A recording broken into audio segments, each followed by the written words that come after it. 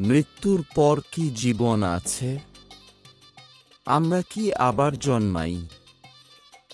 জন্মান্তর নিয়ে যুগে যুগে অসংখ্য গল্প শোনা গেলেও বেশিরভাগ ক্ষেত্রে প্রমাণ পাওয়া যায় না।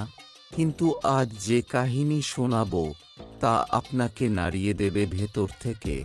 একটি ছোট্টেরা শিশু যে নিজের আগের জন্মের কথা মনে রেখেছিল, আর সে স্মৃতি থেকেই সে খুঁজে বের করেছিল নিজের খুনিকে। এমনকি যেখানে তার লাশ কবর দেওয়া হয়েছিল সেটাও দেখিয়ে দিয়েছিল সবাইকে। শুনতে অবিশ্বাস্য লাগছে, আসুন পুরো ঘটনাটি জেনে নিই। আমি রঞ্জন, আপনি দেখছেন এনরিচ ইয়োরসেলফ, যা নিজেকে সমৃদ্ধ করতে সাহায্য করে। প্রথম অধ্যায়, জন্মদাগের অদ্ভুত রহস্য। ঘটনাটি ঘটেছিল সিরিয়ার গোলান হাইটস এলাকায়। ড্রুজ সম্প্রদায়ের এক পরিবারে জন্ম নিয়েছিল এক ছেলে। জন্মের পর থেকেই দেখা গেল তার মাথায় একটি দাগ আছে। ড্রুজদের মধ্যে একটা প্রচলিত বিশ্বাস আছে যে শিশু দাগ বা জন্ম চিহ্ন নিয়ে জন্মায়, তা আসলে আগের জন্মে কিভাবে মৃত্যু হয়েছিল তার ইঙ্গিত। শুরুতে পরিবার এটাকে খুব একটা গুরুত্ব দেয়নি, কিন্তু ধীরে ধীরে বোঝা গেল এই দাগ কেবল একটি সাধারণ চিহ্ন নয়, বরং এক ভয়ঙ্কর অতীতের দরজা খুলে দেবে। দ্বিতীয় অধ্যায়, শিশুর অসাধারণ স্মৃতি। শিশুটি যখন কথা বলতে শুরু করল তখন থেকেই সে তার পরিবারকে অবাক করতে লাগল।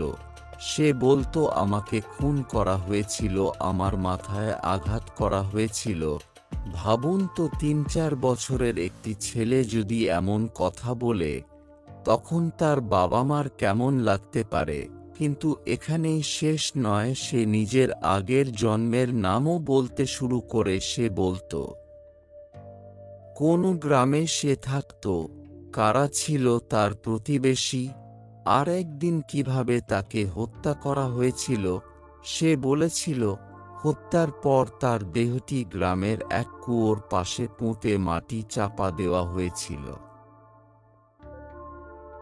তৃতীয় অধ্যায়, আগের জীবনের গ্রাম। ড্রুজ সমাজে এমন ঘটনা নতুন নয়। তাদের মতে জন্মান্তর বাস্তব, আর যদি কোনো শিশু আগের জীবনের কথা মনে রাখে তবে তাকে নিয়ে যাওয়া হয় সেই গ্রামে যার কথা সে বলে। তাই গ্রাম প্রধান ও পরিবারের লোকজন মিলে ছেলেটিকে নিয়ে যাওয়া হলো একটি অচেনা গ্রামে। অবাক করা বিষয় হলো, ছেলেটি সোজা গেল একটি বাড়ির সামনে, বলল, এই ছিল আমার বাড়ি। লোকজন হতবাক হয়ে গেল। আরও অবাক করা ব্যাপার হলো, সে এই বাড়ির লোকদের চিনতে পারল। গ্রামবাসী তখনও বিশ্বাস করতে পারছিল না, কিন্তু আসল ধাক্কা এলো কিছুক্ষণ পরে। চতুর্থ অধ্যায়, খুনির মুখোমুখি। ছেলেটি হঠাৎ ভিড়ের মধ্যে এক ব্যক্তির দিকে আঙুল তুলে চিৎকার করে উঠল, এই মানুষটি আমাকে মেরেছিল। সবাই স্তব্ধ হয়ে গেল। অভিযুক্ত ব্যক্তি তখন সবার সামনে দাঁড়িয়ে, তার চোখে মুখে তখন ভয়ের ছাপ, কিন্তু সে সব অস্বীকার করল। গ্রামবাসী হতভম্ব হয়ে তাকিয়ে রইল। একটি ছোট ছেলে কিভাবে এত নির্দিষ্টভাবে একজন মানুষকে খুনি বলে শনাক্ত করতে পারে? তবু প্রমাণ ছাড়া কেউ বিশ্বাস করতে রাজি নয়। আর তখনই ছেলেটি সবাইকে নিয়ে গেল এক অন্য জায়গায়। পঞ্চম অধ্যায়, লাশের সন্ধানে। ছেলেটি সবাইকে নিয়ে গেল গ্রামের এক কুয়োর পাশে। সে বলল, আমার দেহ এখানে কবর দেওয়া হয়েছিল। গ্রামবাসীরা খুঁড়তে শুরু করল, আর কিছুক্ষণের মধ্যে বেরিয়ে এলো মানুষের একটি কঙ্কাল।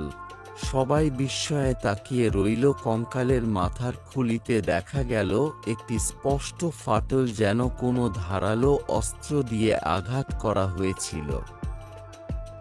আরও আশ্চর্যের ব্যাপার হলো সেই আঘাতের দাগের জায়গাটি হুবহু মিলে গেল ছেলেটির মাথার জন্মদাগের সঙ্গে। এ যেন মৃত্যুর পর জীবনের জোরালো প্রমাণ। ষষ্ঠ অধ্যায়, সত্য স্বীকারোক্তি। এবার অভিযুক্ত ব্যক্তির আর কিছুই করার ছিল না। এতগুলো প্রমাণ, এতগুলো মিল দেখে সে ভেঙে পড়ল। সবার সামনে সে স্বীকার করল কয়েক বছর আগে সে একজন মানুষকে খুন করেছিল।